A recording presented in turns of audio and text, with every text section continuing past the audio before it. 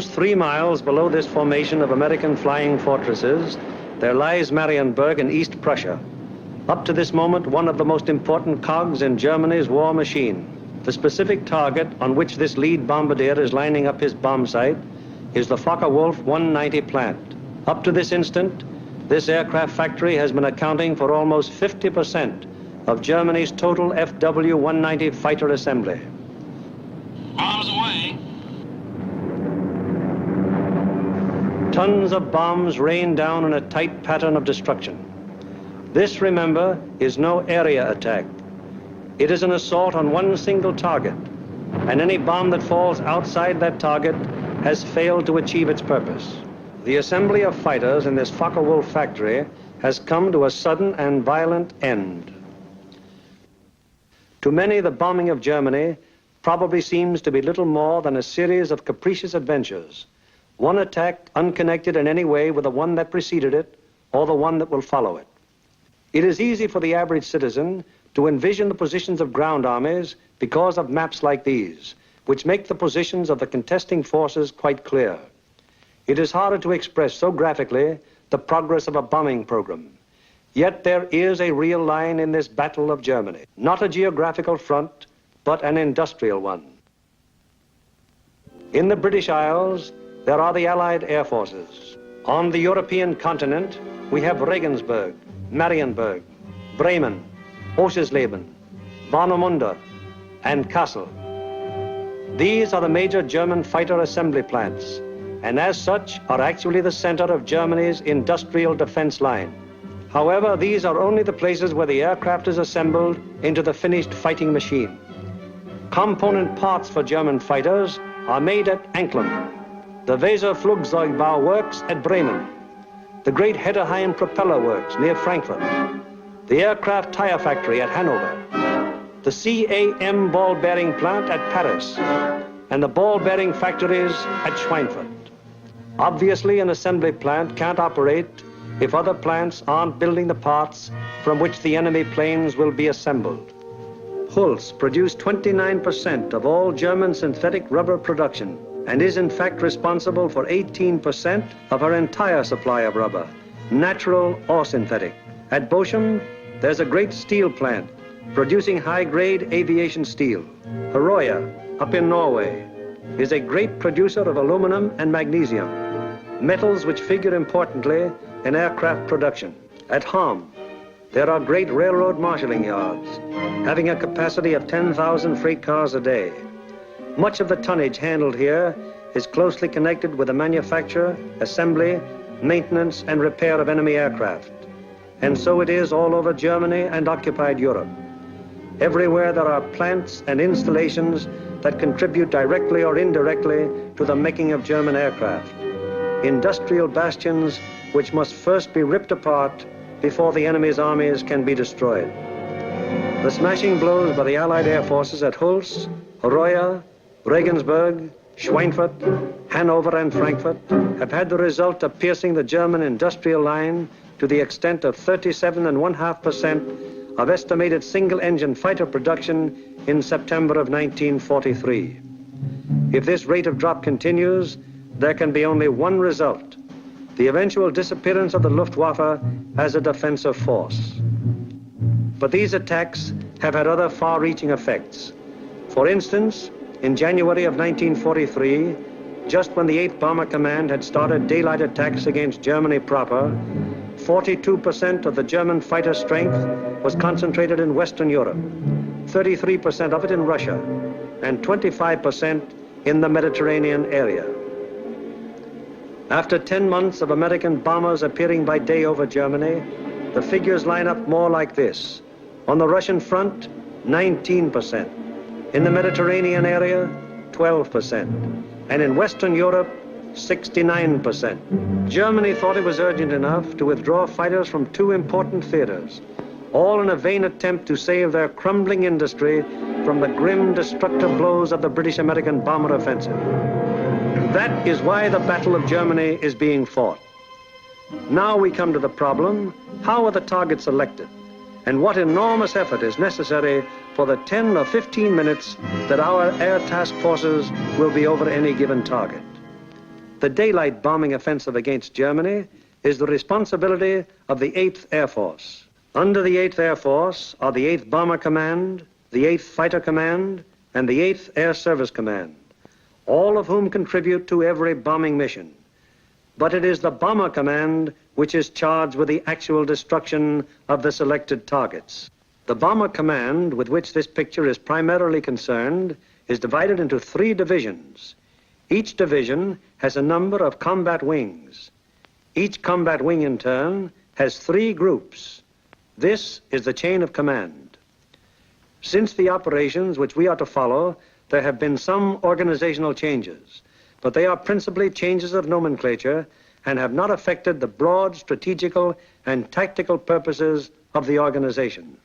For instance, what is referred to as Bomber Command in this picture is now the 8th Air Force. Weather is the greatest single enemy of the 8th Bomber Command, for here is to be found the most changeable, treacherous weather in the world. To keep the most accurate possible check on weather conditions all over Europe, the RAF has established vast communication and reporting systems. Weather planes such as this Mosquito and our own B17s are continually in the air in an effort to know in advance what the weather will be over Europe and the United Kingdom. Men like this supply a major portion of the data from which 8 main weather maps of Europe and of the United Kingdom are drawn each day. In addition, there are 4 upper air maps and 8 maps of a miscellaneous classification.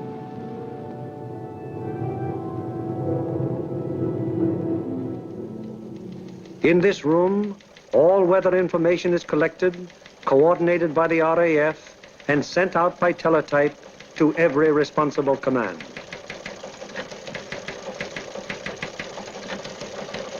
This is the weather section in the operations block at the Bomber Command. Here, the information gleaned from the weather stations is put together and correlated into weather maps. Accurate predictions must be made as to the direction and speed of the wind, downward and forward visibility, temperature, humidity, possible icing conditions, and probable atmospheric pressure at the bases, en route, and over the target.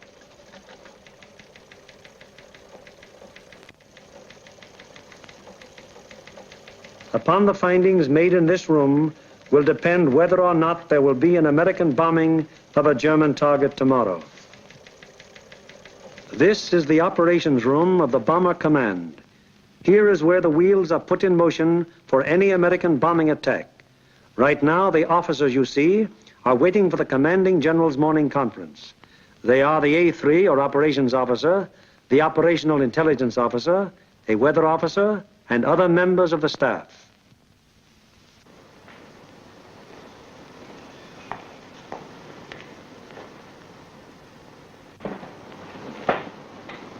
What's the weather prospects today, Major?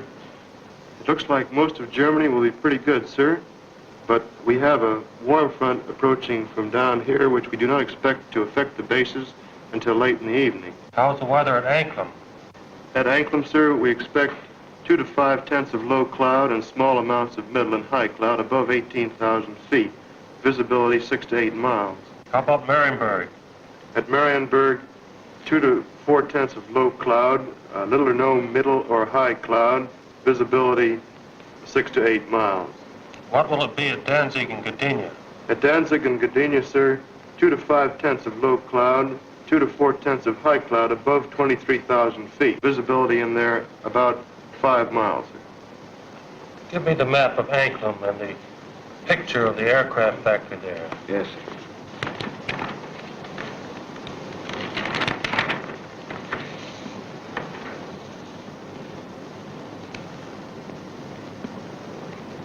All right, Marienburg, the Focke-Wulf factory.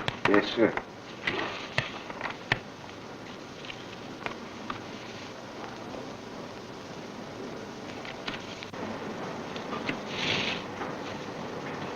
We will attack Marienburg with 2 combat wings, Anklam with 2 combat wings, shipyards at Danzig with 2 combat wings, and the port facilities at Gdynia with 2 combat wings.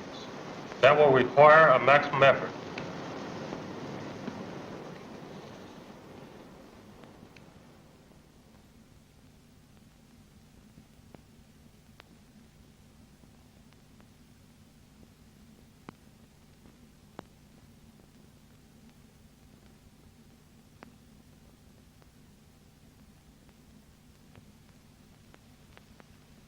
Now the various specialist officers then go into action.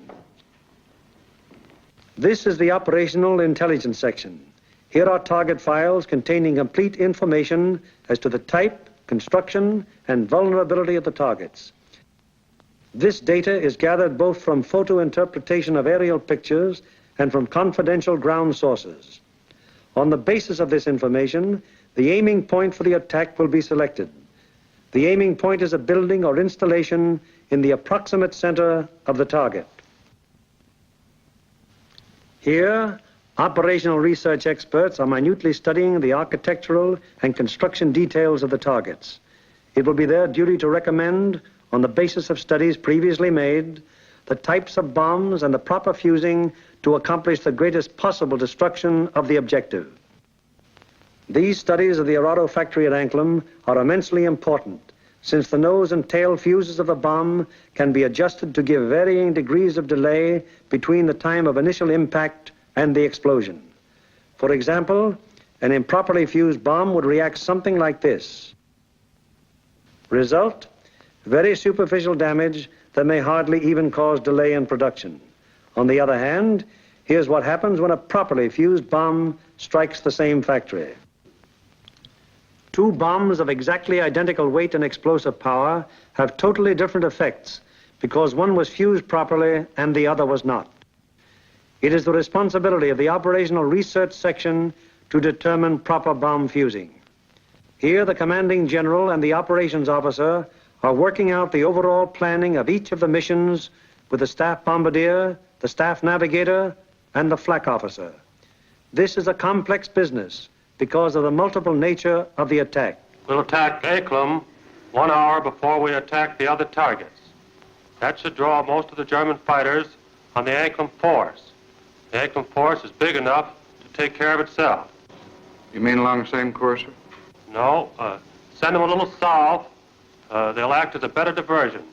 This would be the best place across the coast from the standpoint of pilotage. But, sir, the flak concentration at that point is quite heavy, the heaviest along the coast. We could rather move them a little further south, what the general suggests, and they would not run into flak difficulties at that point. How is that for the navigation viewpoint? That's very good landfall, sir. All right, we'll cross at that point, and you adjust the flight times accordingly. Take care of it, Darrell. Yes. While this is going on, the various liaison officers stationed at Bomber Command headquarters are busy keeping their respective commands acquainted with the course of events. The closest liaison is maintained with both the RAF Fighter and Bomber Commands, the Royal Navy, the 8th Fighter Command, and the 9th Bomber Command. It is through these liaison officers that requests will be made for the necessary fighter support, diversionary effort by the medium bombers, air-sea rescue patrols, and so on. Officers at Fighter Command immediately look up plan number 2340 to find out what part the fighters are expected to play in the next day's operations. Similarly, the 9th Air Force is informed that Bomber Command intends to lay on plan number 2340. It will be the duty of the mediums to attack enemy airfields at a time that will cause maximum interference with German attempts to intercept the heavy bombers. Right now, weather officers are getting ready their forecast for the General's late afternoon conference, where final decisions will be made. Right in there as planned. Yeah, it should. Should be okay. Thanks. Good enough. In the bag.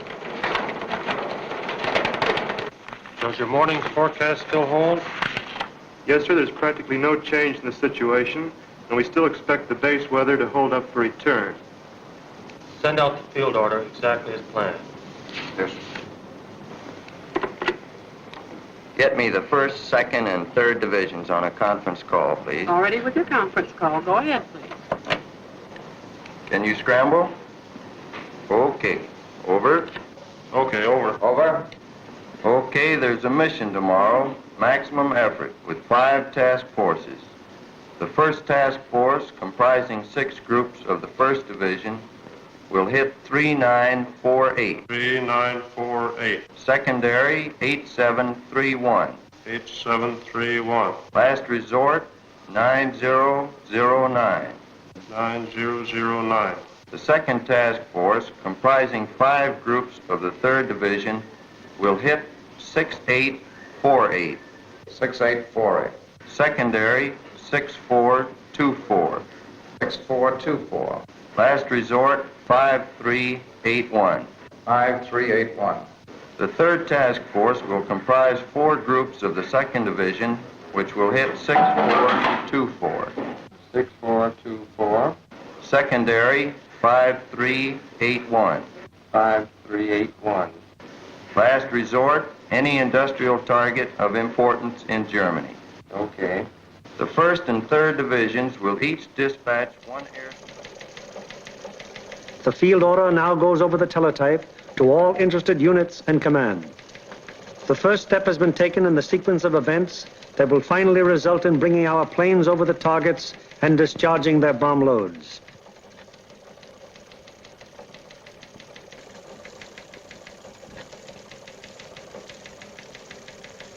Command has conceived the mission and laid out general plans and routes.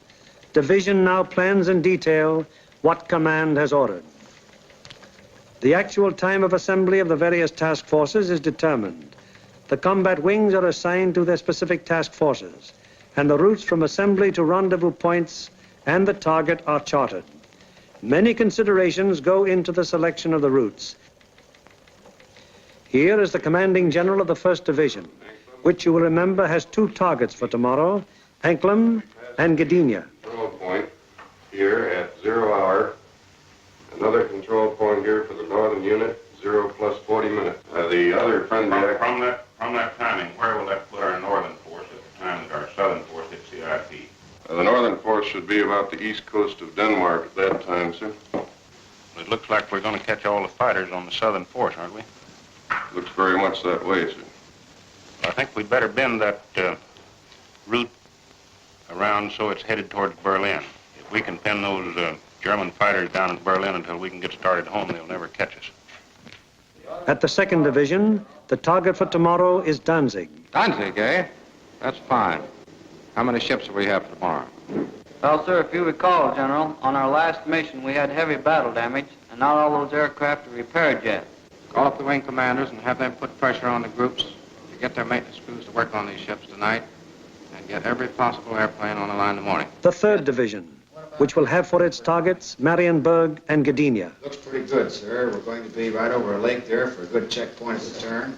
We're going in against the sun. The sun will be at our back, sir. Defenses at the target. Major Frost, what about the flak defenses? Sir, at the upper target, there are 24 guns. That approach is good. The lower target isn't defended by heavy guns. No heavy guns whatever at Marienburg. None, sir. The division's operations officer bases his precise plans on aircraft and crews available at the various groups. He then calls the combat wings to give them advance information before the field order actually arrives. Operator, give me combat wings for the conference, please. Okay. Bramble, over. Okay. Over. Over. For tomorrow, 1st Bomb Division will be called on for 2 task forces. 1st Task Force will be made up of 2 combat wings on targets 3948. 3948. 8731. 8731. Last resort 9009. 9009. Lead group in this task force. Okay, ready to scramble? Over. Okay. Over. There'll be a mission tomorrow, and I want 2 groups from each combat wing. The target will be primary 6424. 6424. Secondary 5381. 5381. The last resort will be any industrial target of importance in Germany. Okay.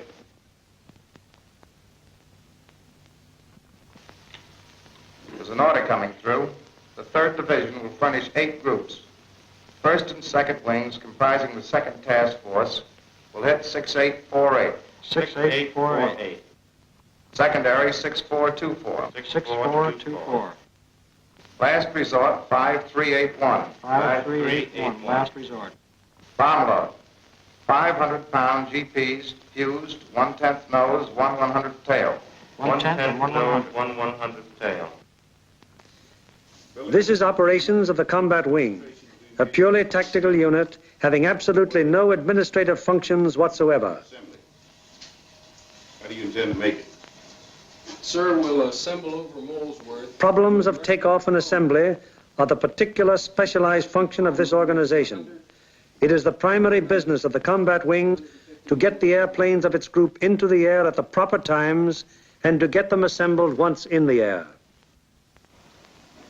Field order requires that we provide the 2nd Combat Wing and the 2nd Air Task Force. 89th Group will lead, 81st Group will be high, and the 63rd Group will be low. That means that Colonel Whitten will lead the combat wing on this mission? That'll be fine. The Bomber Command has asked for a maximum effort. That means every available plane is to be gotten into the air. Ramsey, this field order has called for 3,100 gallons for the H's due to the distance. Now, they've called for maximum bomb load. How about that for the weight? I think we'd better put 8 bombs in the H's and 12 in the D's. That keeps us around 65,000 pounds. How about the CG? CG is well forward, and I think it'll work out very well because we're down low for a long period of time. All right, we'll have 8 in the H's and maximum in the D's. Most of the groups are going further than an American bomber has gone before. Combat wings must work out precisely the maximum bomb load in relation to the required gas load. Decisions made in this and other matters are added to the division's field order and passed on to the groups, the ultimate tactical unit, to the men who get the planes in the air and fly the mission. On the basis of the alert telephoned down to the group by the combat wing, the various agencies necessary to get the planes airborne on their mission wheel into action.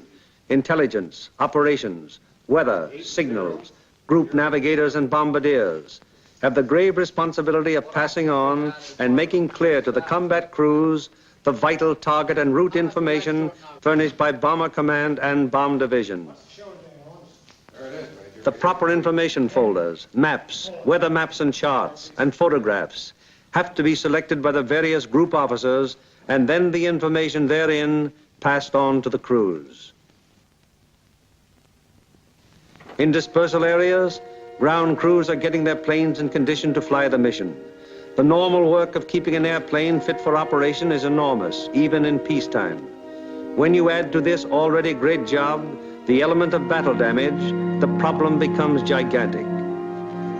Engines, wings, propellers, controls, wiring, fuel system, oxygen system, the 1,001 elements that go to make up the complex mechanics of a heavy bombardment plane all must be kept in perfect shape. The failure of any one of them on a mission can easily mean the loss of the plane and its personnel, or at best, such a failure will cause the plane to abort, that is, return to its base without having reached the target. It was originally estimated that about 37.5% of planes on hand would be effective at one time. However, the maintenance and repair has been so magnificently performed that sometimes up to 50% of planes on hand have been effective.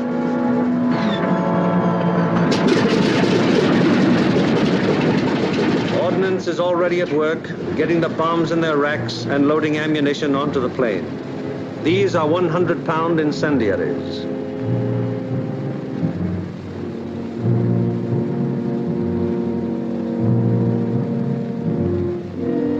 These are 500-pound general-purpose bombs. And these are 1,000-pound GPs.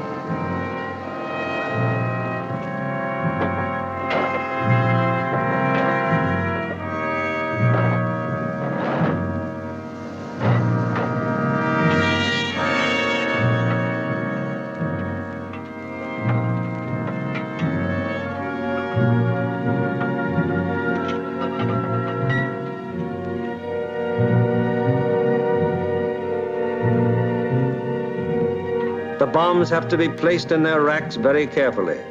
One bomb sticking in its rack through careless placement might make a whole mission useless so far as that individual plane goes.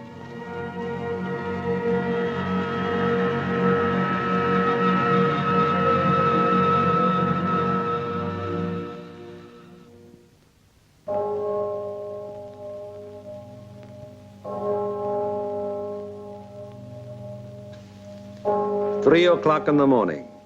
All over England at this exact moment, American air crews are being roused from their sleep. Okay, fellas, roll out. We have a mission this morning. Breakfast in half an hour. Captain Kirk, Captain Thompson, Lieutenant Bushka, Ackerson, Alloway, and Hawker scheduled to fly. Now snap it up. 3 o'clock. This is a hell of a time to get a man out of bed.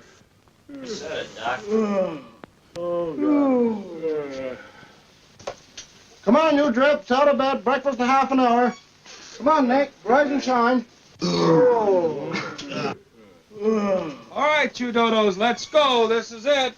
Okay, fellas, let's go. Come on, Swifty, get it out. Let's go. Go, you guys. Hit the deck. Breakfast at 4, breathing at 5. Let's go. That's fine, just when I had a 48-hour pass coming up. That'd be a good deal. Can't you guys? You're running my beauty sleep. Through the cold of the English early morning, the combat crews go to their mess. They have no idea where they're going yet, but they know they'll be taking off in about 4 hours.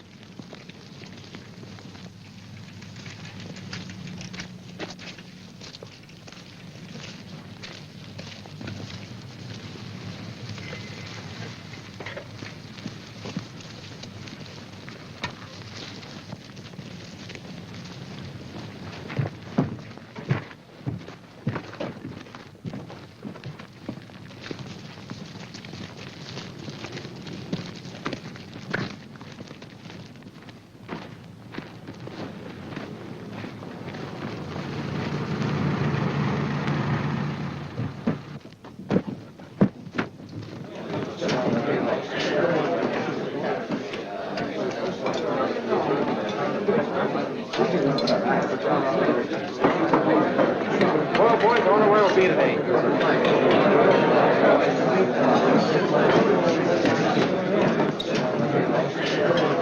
How do you figure those Jerrys will be today? What do you think, Dove? They'll be shooting at us. Sometimes I don't think those Jerrys got proper respect for us. Well, what do you expect, Buster, the way you shoot? Gee, look who's talking. You couldn't hit a cow in the flank with a bow feather. Yeah, how about those 2 Jerrys I slapped down over Swainford? I'll tell you what happened there. They heard that I was on tail guns and they painted from fright, that's all. And so it goes. The 4,000 men who will go on this mission all know it will be a rugged deal. For some of them, it's their first mission. Others are veterans of many. Happy to get through. Now, at all the groups in the bomber command, the air crews are assembling in the briefing rooms to learn the target for today. Okay, boys,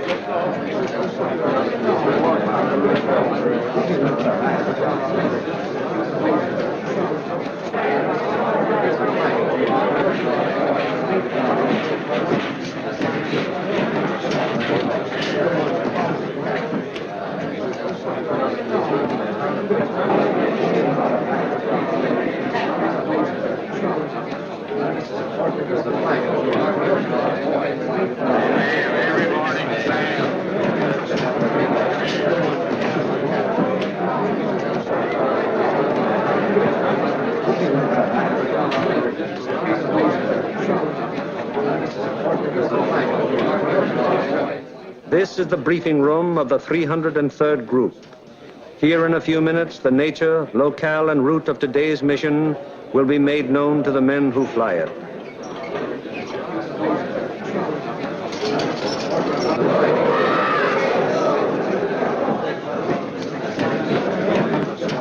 Target for today is Anklam.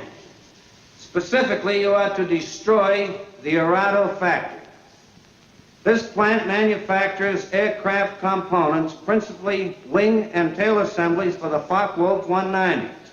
The parts are then shipped to New Brandenburg for assembly. I cannot stress upon you too much the importance of this target. If it is successfully destroyed, it will have a very serious effect on Germany's aircraft production. Lights, please. Your IP is on the northwest side of New Brandenburg. Your heading on your run-up will be 45 degrees true. Immediately after your turn, you have an aerodrome on your right, almost directly north of the town. You should be able to pick out Friedland, 6 miles to your right and halfway between your IP and the target. Along this route, you should be able to see the main line railroad and the main road. From Friedland, the main road moves in toward your run-up and goes into Anklam, but the railroad terminates at Friedland. Shortly after passing Friedland, you will see a peculiarly formed wooded area on the right of your course. From here, pick out the aerodrome slightly southwest of the city and the intersection of the main railroad and the Peene River just outside of the town to the north. Night target map.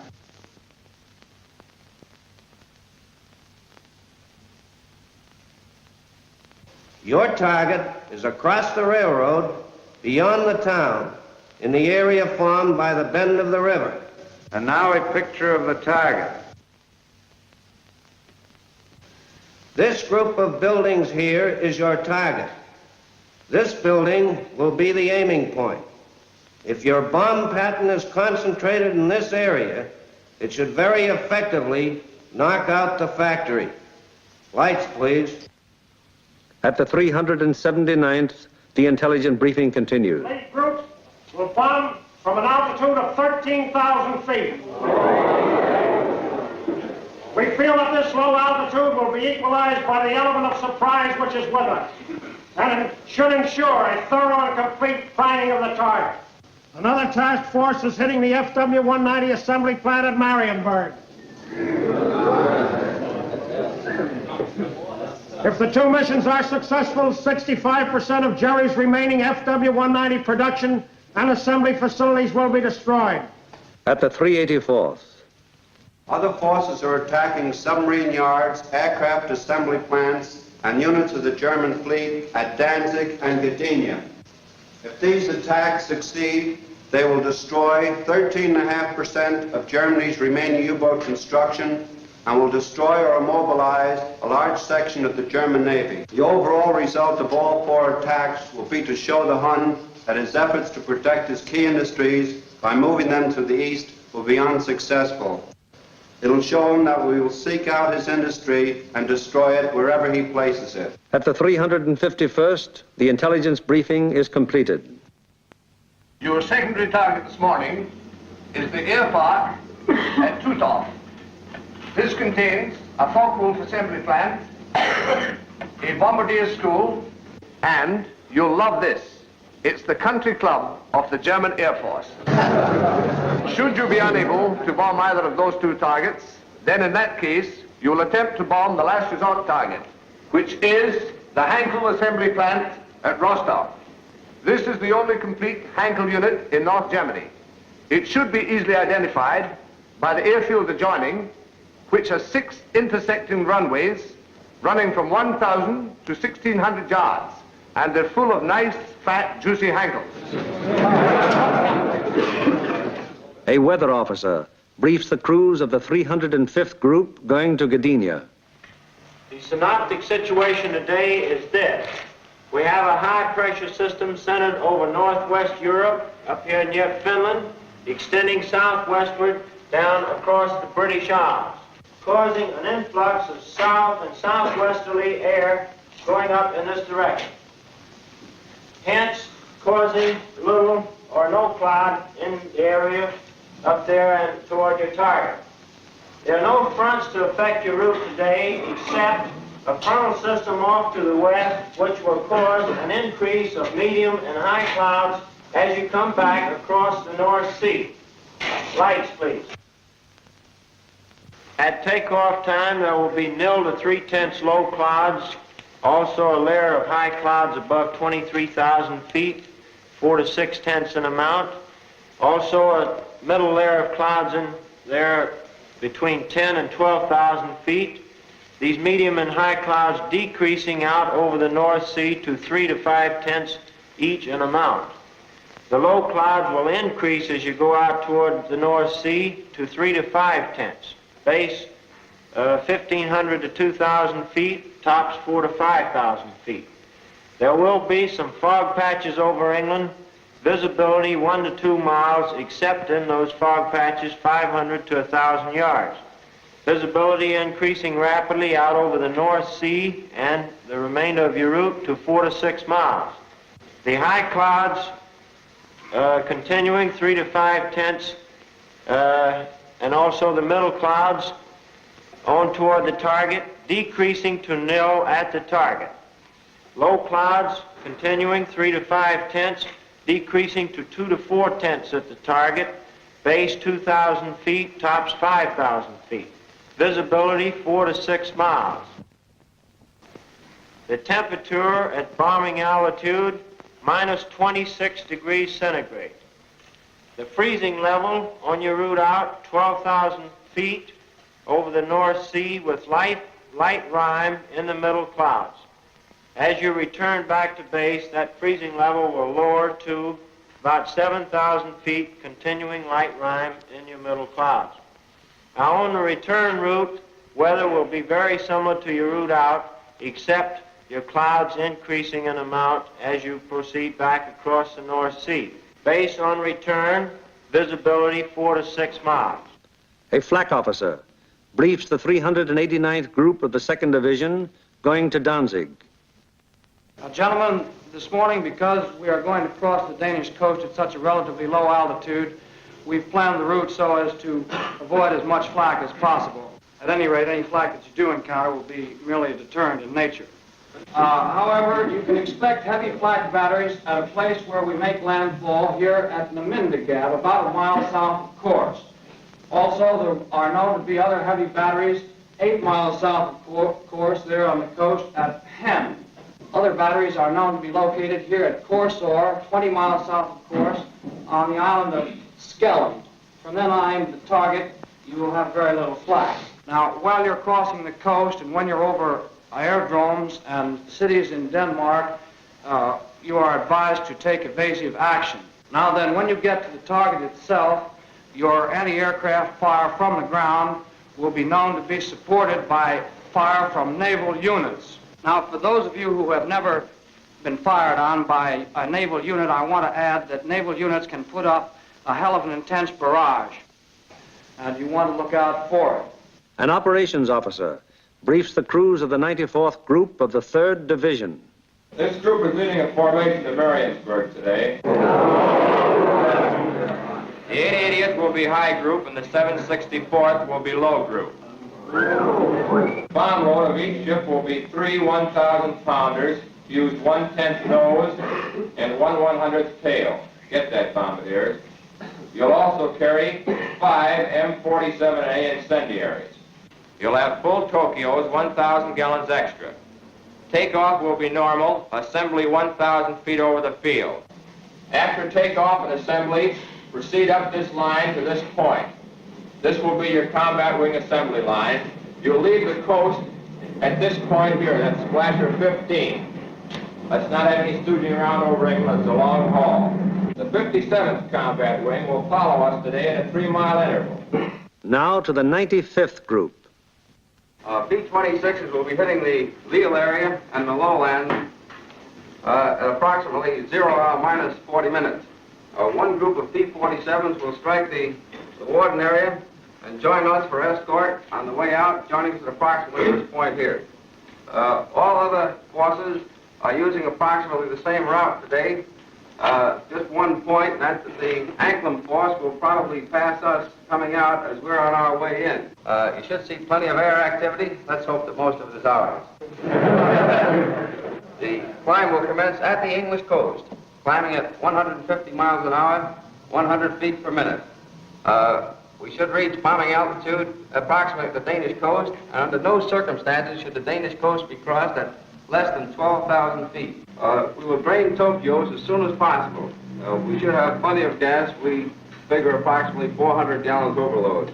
At the 100th, the operations briefing is completed. Fly loose formation today with groups echelon to the right until a point 75 miles from the enemy coast. where normal combat wing formation will be assumed. For visibility, everybody use Aldous lamps. The Royal Navy will be out patrolling with sea routes, so any crews that have to ditch will probably be rescued very quickly. The Commanding General of Bomber Command asked us to put out a special effort today, so let's give it to him. The commanding officer of the group invariably has a few words to say. Men, the going's going to be rough. You're going to have to bow your necks in there and stay in there and pitch every minute. Now, gentlemen, this is the type of target you don't want to have to go back after the second time. If you fly a good, tight formation, get a good, dense pattern on that target, we won't have to. This Anklin crowd down here may pull most of the fighters off of us. However, that's just a guess. So particularly for you gunners, you've got to be on the ball from the Danish coast onto the target. Flak will be heavy, probably accurate, but you've been through worse before. Remember that your biggest enemy is still the single-engine fighter plane. Now, you bombardiers, take your time in going in on your releases. And don't allow the flak to worry you. It's merely to break up your formation. Now, if you get in any trouble up in this area, remember you can always board a sweep. Get on, it's a neutral country. And it's close over there. Could be rough. I don't think it'll be too bad. And whether it's easy or rough, I'll be sitting out in front, taking the whole works in.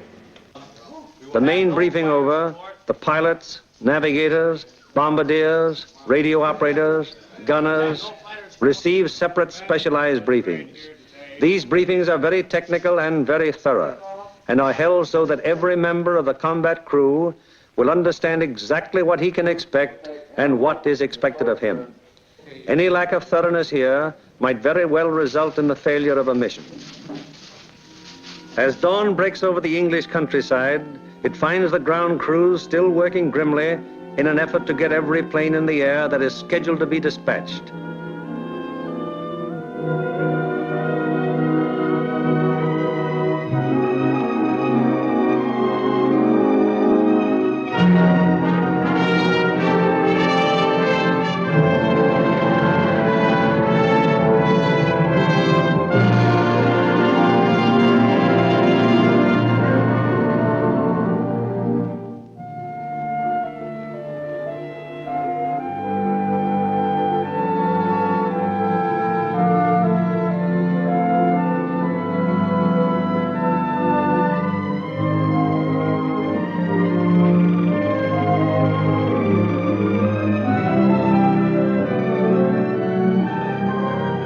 These men take as fierce a pride in their planes as do the air crews. To each of them, it is a personal tragedy, reflecting in some way on their capabilities when their airplane is forced to turn back without having completed its mission, or when they have been unable to get an expected plane ready in time for a mission. It's getting on to the time when the combat crews go to their planes. Here they are in the crew room, putting on their flying clothes. Clothes and equipment especially constructed to ward off the intense sub-zero cold which they will encounter so shortly.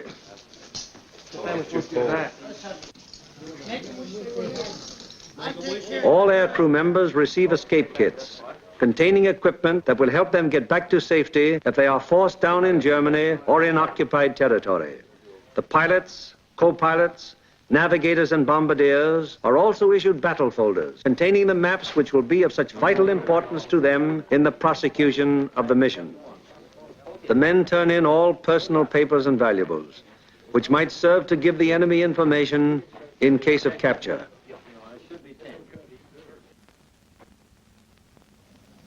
Some of the crew members turn to their chaplain, whose ministrations are always available to the men of the bomber bases. Most of all, because they have been believed by God, for all who are concerned with all my love. I firmly resolve with the help of thy gracious assistance to confess my sins, do penance, and amend my life. Amen.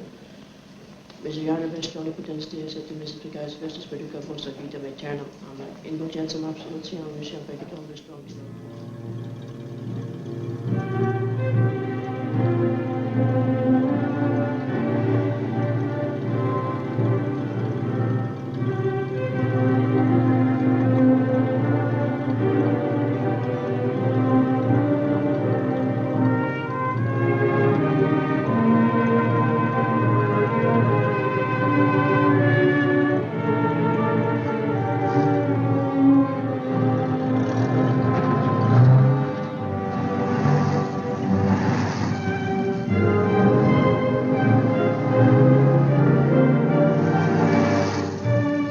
So changeable is the weather in the European theater that sometimes widely varying conditions will be found on fields only a few miles from each other.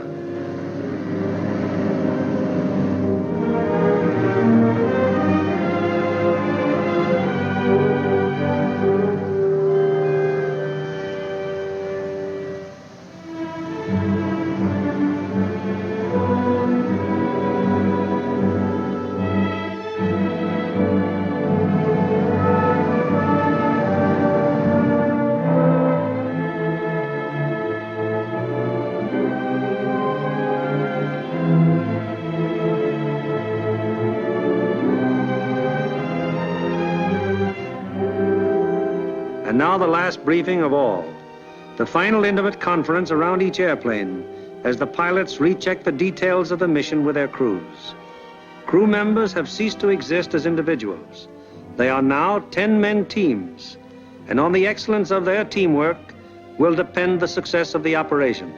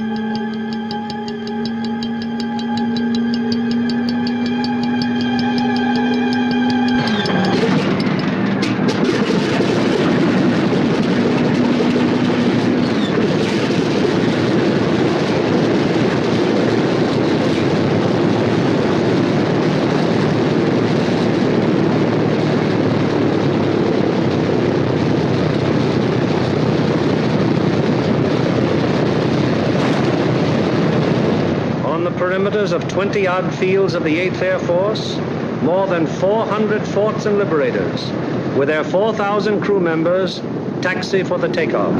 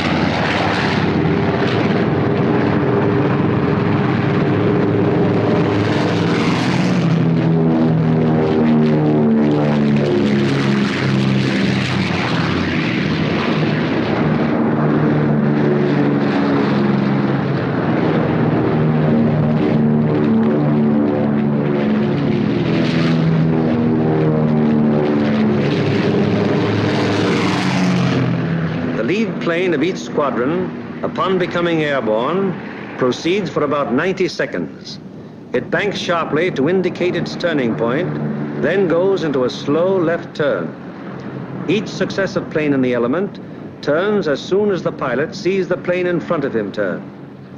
The element of 3 planes levels off at 1,000 feet and returns parallel to the takeoff runway at a distance of about 2 miles. Here the elements start to assemble into squadrons of 6. Continuing to circle the field, the squadrons then go to 2,000 feet, where the group assembly takes place. This accomplished, the group now moves on to the combat wing assembly point. Here is how the group stacks up from the side. The group has a depth of 850 feet. This is how the group looks from above. In the lead squadron, the second element is flown with the nose of the leader slightly behind and to the right of the right wing aircraft, first element. The lead plane of the high squadron flies even with the lead plane, second element, lead squadron. The second element of the high squadron flies with the leader's nose just behind and to the left of the left wing aircraft, first element. Here is the group as an enemy fighter pilot sees it, from head on. The first element of the lead squadron is stacked high left and low right. The first element of the low squadron is stacked high right and low left. Likewise, the first element of the high squadron is stacked high right and low left. All second elements are flown low. The second element of the lead squadron is stacked high left and low right. The second elements of the high and low squadrons are stacked high right and low left. Experience has shown that this arrangement of the group brings to bear on attacking fighters the greatest possible amount of firepower by utilizing to fullest advantage the field of fire of each gun in the formation. Again, it is proved to be the most maneuverable formation from which to execute the primary and all-important purpose of the mission, the dropping of the bomb loads on a precise target. Obviously, it would be desirable to stack as many bombing planes as possible in one defensive formation. However, it has been found that the largest practical defensive formation is the combat wing of 3 groups. Any formation of aircraft larger than this becomes unwieldy. This force has a depth of 3,000 feet. The nose of the lead aircraft of the low group is aligned with the tail and slightly to the left of the rearmost aircraft of the lead element, lead squadron, lead group. The nose of the lead aircraft of the high group is aligned with the tail of the rearmost aircraft of the lead element, lead squadron, lead group. The combat wing having been assembled, they now move on to make rendezvous with the rest of the task force. In this case, another combat wing.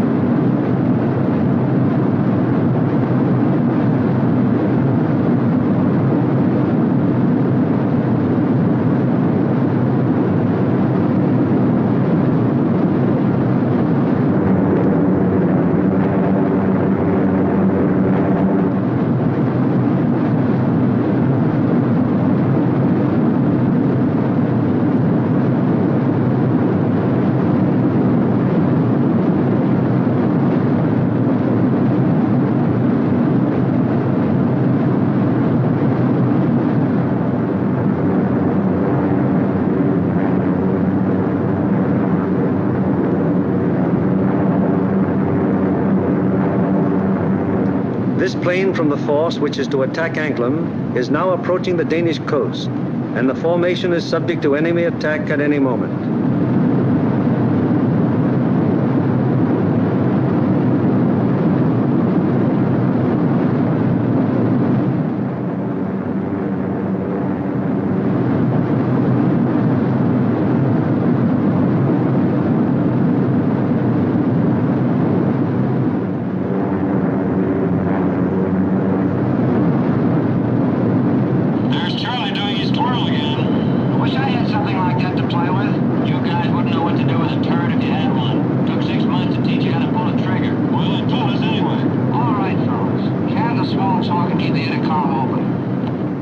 It is now 10:30 hours, and Denmark has been penetrated to some distance without any great opposition as yet.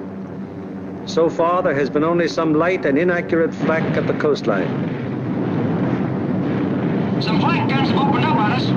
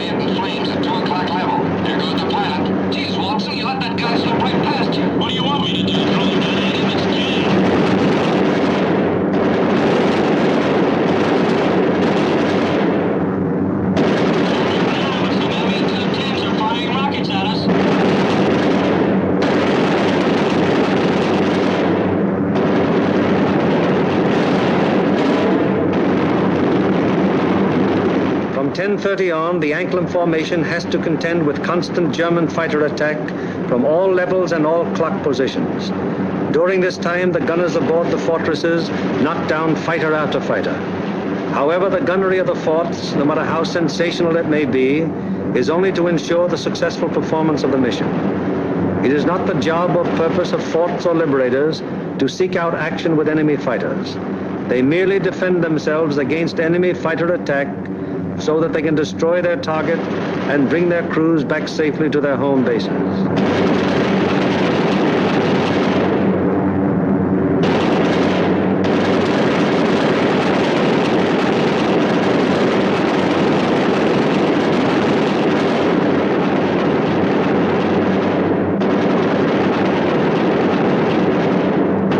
An anxious moment comes now for the lead navigator and bombardier. The formation is approaching the initial point. That is the point where the wing will turn off and make its bombing run on the target. Upon proper navigation to this point may rest the success of the entire mission. Pilot to left waist gunner. We're over the IP. Release flares. Waist gunner to pilot. Roger. Once the combat wing has reached the IP, it breaks up into 3 component groups, for the wing formation is too unwieldy for a unit bombing operation. As the IP is reached and the lead airplane of the lead group is about to make the turn, it fires 2 red flares, spaced 5 seconds apart. Then the group makes its turn onto the run-up. The low group goes on straight ahead for 20 seconds, then makes its turn. The high group proceeds for 20 seconds beyond the low group's turn, then it turns on to the run-up. The most critical defensive period in the mission has begun. The wing, to accomplish most efficiently its primary purpose, the bombing of the target, has sacrificed its mutual defensive firepower, and the groups are thrown on their own. Now the crucial moment is almost here, the moment around which the entire mission revolves.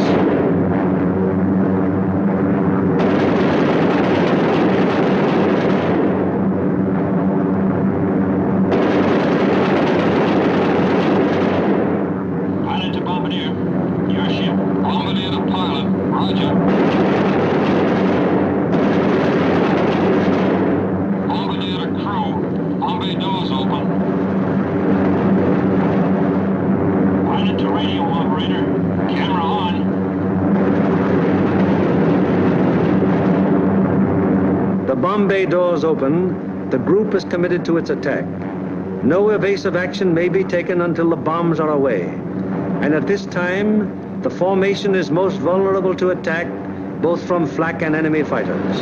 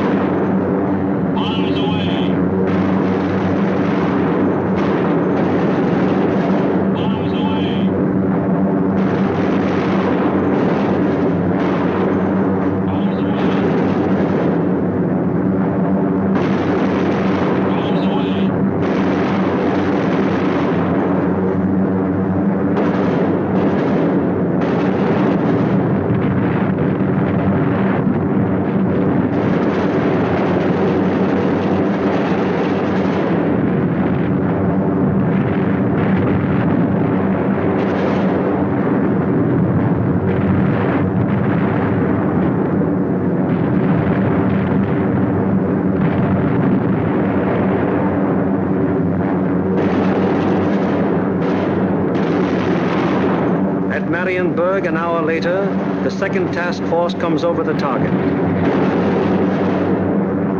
Bombs away.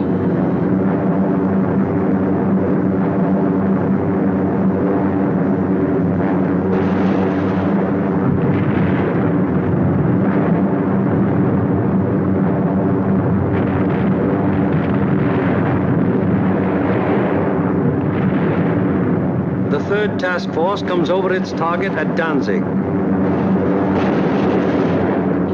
Bombs away.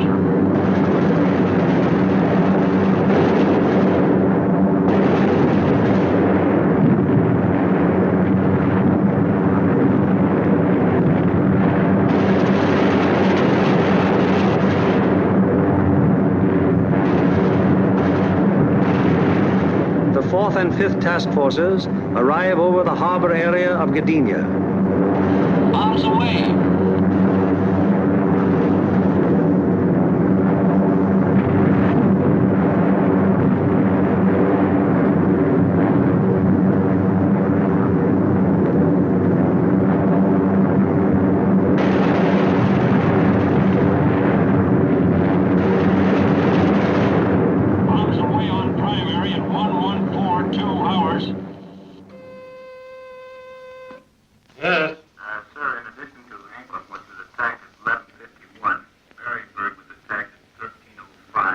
It is standard procedure for the group leader to inform Bomber Command the moment the target has been attacked. Bomber Command, in turn, promptly informs the commanding general of the 8th Air Force. Laker, I have the additional information. I reported to you that Anklam was attacked. Well, all primaries were attacked. We received strike messages on all primaries. Danzig at 1307, Marienburg at 1305, and Gdynia at 1311. Yes? Yes, sir. I'll advise you as soon as they land. After getting bombs away and closing the bomb bay doors, the groups can now defend themselves again, at least to the extent of evasive action against the flak and fighter attack.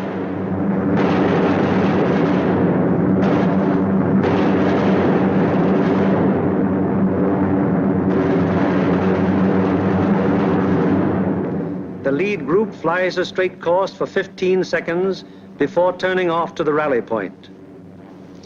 The lead group then proceeds to the rally point at an indicated airspeed of 155 miles per hour, making S-turns meanwhile to permit the trailing groups to catch up. The lead group crosses the rally point at a height 1,000 feet lower than bombing altitude. The succeeding groups will close with the lead group as quickly as possible to regain the defensive combat wing formation. The following groups need not necessarily pass exactly over the rally point in regaining wing formation. In the meanwhile, the Marauders take off to fulfill their part in the day's operation.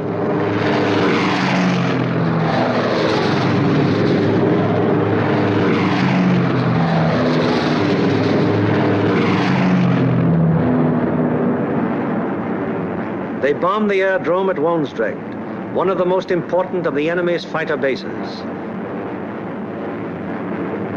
This blow by the medium bombers is timed so as to provide the maximum interference with the enemy's capacity to intercept our withdrawing heavy bombers. Last off are the fighters. Their great speed will enable them to reach the Leeuwarden district in a short time, sweep the area clear of enemy fighters, then give the heavy bombers withdrawal support from the enemy coast home.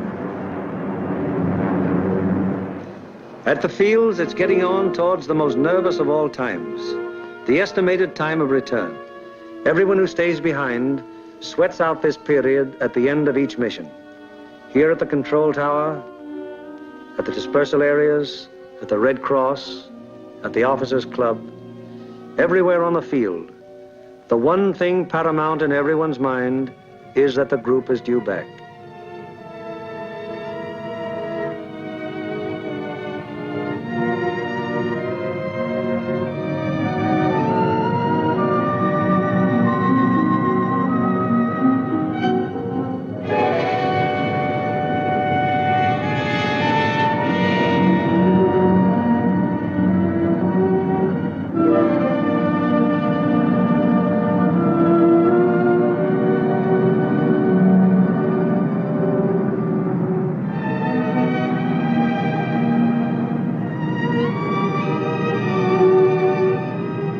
Went out to attack the target. How many have returned? 1, 2, 3, 4, 5, 15, 16, 17, 18. 18 dispatched, 18 returned. 23 dispatched,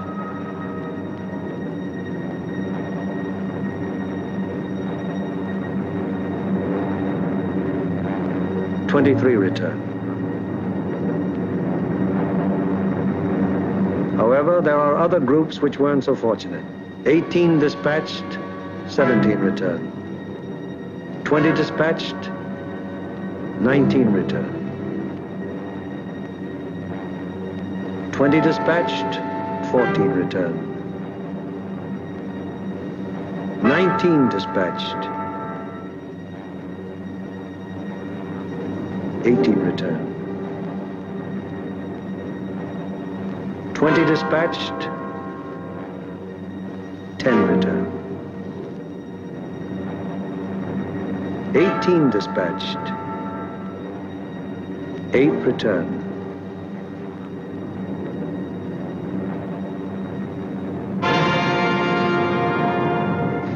Flares dropped from aircraft signal the presence of wounded aboard. These airplanes are given priority in landing.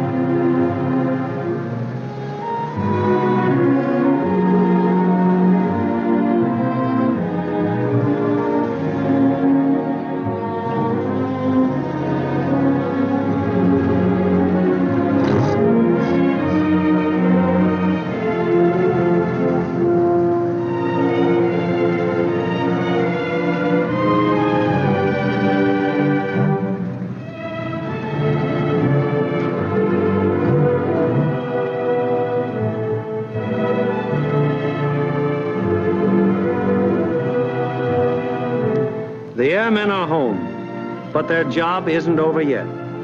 Before they can go to their billets for a well-earned rest, they must first undergo one of the most important phases of any mission, interrogation.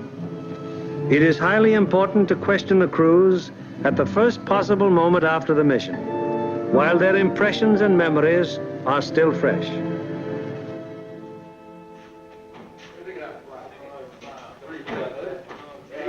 Crews who have anything of immediate importance to report go at once to the hot newsroom. Hello, boys. How are you? Well, kind of long, not too rough. Best bombing job we've ever done. Good, good.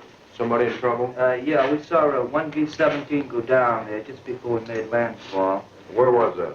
Well, that was at 5240 north. 5240, yes. 1 degree, 50 minutes east. 0150 east. Yes, and what time was it? That was at 1524. And was that a G-fix? That was a G-fix, yes. And we had the radio operator get on the MFDF section. He sent in the coordinates of the fix. Good. And I had my radio operator turn on his IFF to emergency when we saw it go down. Okay. And what happened? Well, the ship went down, apparently under control, and saw it hit the water. Yes, I was looking through the glasses, and I saw 2 dinghies come out, and 10 men, apparently all okay. Good. And what altitude were you? We were at 5,000 feet at the time. Okay, anything else? No, settle up for a cup of coffee. It's waiting for you, boys. Okay. Thank you.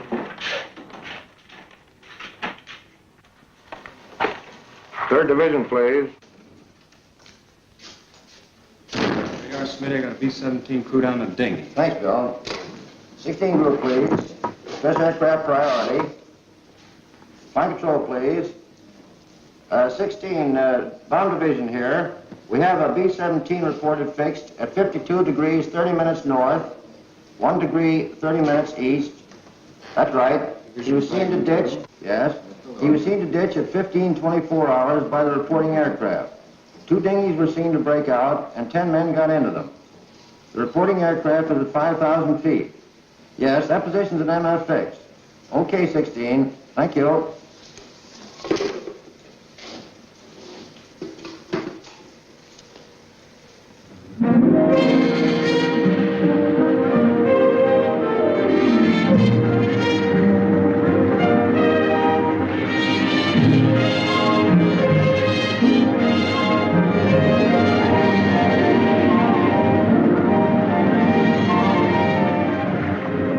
In one way or another, scores of our crews are saved by air-sea rescue from the English Channel and the North Sea and returned to combat service. Aside from human values, a trained fortress crew is even more valuable than the plane they man. And the work of the air-sea rescue unit has been of enormous value to the 8th Air Force. The hungry crews are fed enough to hold them until they can be interrogated and get to their regular chow. These men are from the groups that went to Anklam. What time did you go over the target? At 11:43 hours. We went in at 12,000 feet. Did you get your bombs on the target? Yeah. What about enemy fighter opposition? Well, that's something we should not discuss. Really? Well, let's get some of the details. Where did it begin, Paul? Well, they first jumped us at 10:30 there just off the Danish coast. And how long did the attack continue? They stayed with us to the target and until 13:27. Then at 13:45, we had another group attack and stayed until 14:05. We had a couple more attacks, and the last one was at 15:26, just off the Danish coast coming out. And about how many enemy fighters did you see? Well, I don't know how many of them might have been repeated, but I saw 60 or 70 myself. I couldn't keep track of them, sir, but I counted about 65. I stopped trying to count when I got to 50, sir. Well, do you think it'd be accurate to say then that your ship saw between 65 and 80 enemy aircraft? Yeah. What type of enemy aircraft did you encounter? Well, from what I could see from the tail, they threw the book at us. FW-190s, ME-109s, 110s, 210s, Dorniers, even JU-87s and 88s. I saw a couple of Focke-Wulf 189s, at least 2 Heinkel 111s. What positions did they attack from? Oh, they came from all over the place. Fighters are pressing home their attacks from 300 to 400 yards. Would you characterize these attacks as determined? Determined? I'd rather you could say that again. No, I think those guys are really trying to shoot us down. I wouldn't be surprised. How would you describe the enemy fighter tactics? Well, I describe them as murder. Yes, they usually attacked in formation, queue up about 300 or 400 yards away, 12, 13 single-engine fighters, come barreling right through the formation. How'd the twin-engine fighters react? They stayed out to the side and above, just out of the range of our guns, and shot cannons and rockets at us. Then they'd queue up and press home a regular fighter attack. What caliber would you say the cannons were? My guess would be 37 millimeters. What do you think, Adam? What about the rockets? We shot a lot of them. I didn't actually see any hit our formation, but they weren't doing us any good. I saw one of them blow a wing off the 17 below and ahead of us. They started to spin in. Any shoots? No, sir, I didn't see any. Where was this? Over the target, right after we talked about bombs. Fellows notice any distinctive markings on the enemy aircraft? Yeah. Oh, quite a few. There are a number of FW-190s, mostly yellow noses, some white noses. No red nose. No, I didn't see them. Boy, those yellow-nosed boys really come in close, don't they? Did you see that one come right on our left wing? Yeah, I saw a 109 with black and white diagonal markings under the wings. Black and white, I had white nose. All right, yeah. Getting back to those rockets, I believe that Jerry can reload his rocket guns from inside the ship. I think you can. That'd be my guess, too. I saw at least 9 bursts from rocket guns on one ME-210. 9 bursts, all right. Talking about 210s, there was one that came in and shot a cluster. It looked like clay pigeons to me. Say, those things looked like baseballs to me. Can you describe that more fully? How did they react? Well, they didn't look like baseballs. It was more like streamlined and smoked all the way down, but they didn't explode. Didn't explode, huh? No. What about planes? I knocked down 2. They were making attacks about 5 o'clock level. Yeah, I saw them. One of them blew up in the air, and the other one went down in flames. The pilot of the second one bailed out. That was at 11:44. We were right over the IP. Were any other guns firing at these planes? No, sir. These were my babies. Any more? Yes, sir. I got one destroyed and one probable. I knocked a 210 down right over the target. The plane exploded in the air. I got a burst at a 110, and it started down in flames. I couldn't see whether it went all the way down or not. We were under constant attack. Bombing results and enemy fighter reaction are only one phase of the interrogation. The enemy's anti-aircraft defenses, their concentration and their accuracy are also matters of great interest to the interrogators. The group of the 2nd Division, which went to Danzig. How would you describe the flak en route to the target? From the coast to the target, it was meager and inaccurate as to height and deflection. Over the target, it was still meager, but pretty accurate as to height and deflection. Is that how the rest of you fellows would describe it?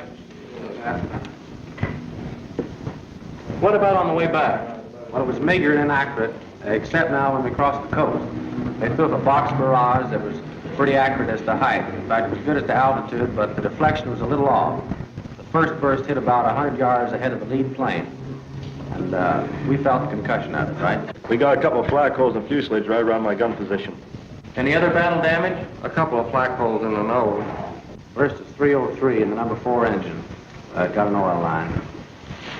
What was your altitude when this box barrage almost caught you? 21,500 feet. Did any of you notice anything unusual or peculiar about the flak burst? No, it looked like the same old black flak to me. What's the 6th we have seen? Also valuable to the interrogator is any intelligence that might be picked up by the crews en route to or from the target. Such observations may be completely incidental to the mission, but can prove to be of great value at another time when another target is being attacked. Let's find out what the force attacking Marienburg discovered on their way to and from the target. This smoke screen at Danzig, where did that emanate from? Well, it looked like to me it was coming from off of floats and boats here with smudge spots on them, anchored just a little ways off the coast. Yeah, Ernie, they were shooting it up from the ground, too, and it get up so high and That burst and mushroom out. Would you say it was effective? Well, we didn't pass right over the city itself, so we couldn't say definitely, but it looked like to me it'd be pretty doggone effective. It's all good. You see anything else? Yeah, there's a new airport about 2 miles below Danzig there, south of Danzig. What'd it look like? Pretty large airport with grass runways and a lot of construction at the south end. I seen another one there at Puck. It seemed like it's building runways and some buildings, new building like there's quite not to be hangars. Okay. Now, how about military installations? Did you see any of those? Well, south of Stadthof in East Prussia, we saw some installations that might have been fortifications. They were large rectangular buildings with red tops. Yeah, there were 2 rows of 4. 4 buildings each? Yes. Good deal. Now, did you see anything else? As soon as interrogation of the men is finished, the interrogation forms are checked and general statistics on the group's part in the attack are compiled. All right, let's get going on this report. Okay. B, number of aircraft dispatched. 20. C, number of aircraft attacking the primary target. 20. Hello, I want the A2 duty desk. Hello, this is Norgren 492. Got a flash teletype report for you. You ready? The organizational flow which we have observed throughout this picture has now begun to operate in reverse. Information obtained from the crews is evaluated in divisional critiques, conferences in which all responsible group and divisional officers carefully inspect the detailed record of the mission, discuss any failures that may have occurred, and plan to prevent their recurrence. After a particularly large or important operation, there will be a command critique, with the 8th Air Force Commanding General presiding. Here in the dark room, the strike photos of the targets brought back by the returning planes of the group are developed and printed with all possible speed, so that experts of Bomber Command can assess the damage done. Coming in from planes of every group participating in the various raids and interpreted and appraised by trained photo interpreters, these pictures will give Bomber Command an excellent idea as to exactly what parts of the various targets were hit and how severely. Here, as seen in these pictures taken the following day by photo reconnaissance planes, severe damage has been inflicted on all the major and most of the minor buildings of the Arado factory at Anklam. This is a strike photo showing how Danzig looked during the attack. Very extensive damage has been suffered in the harbor area. Here is an annotated PRU picture of Gdynia as it appeared after the attack. A near miss is seen on the liner Deutschland type. The transatlantic liner Stuttgart does not appear in this picture, although she was seen afire and in the hands of tugboats immediately after the attack, as these strike photos reveal. Aside from the Stuttgart, several ships in the South Basin have been sunk or damaged, including the liner Oceania. Shore engines are also heavily hit. At Marienburg, the PRU photo discloses that the damage was exceptionally severe, almost every building having been destroyed or seriously affected. General Arnold has characterized this attack as the greatest example of precision bombing on record. Other targets will be as thoroughly destroyed.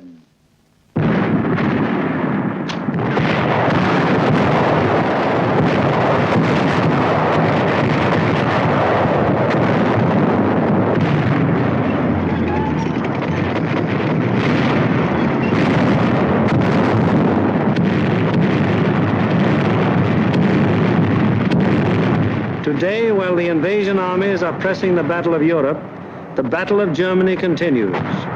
Day by day, whenever weather permits, heavy bombers roar out over the heads of the advancing ground forces, blasting away systematically at vital industrial installations hundreds of miles to the rear of the enemy lines. Now, in contrast to earlier days of strategic bombing, when forts and liberators fought their way alone, fleets of long-range fighters, Mustangs, Thunderbolts, Lightnings, convoy the big bombers all the way to their targets, targets which may be anywhere in German-occupied Europe. The flood of supplies, so necessary to the survival of an army or a nation,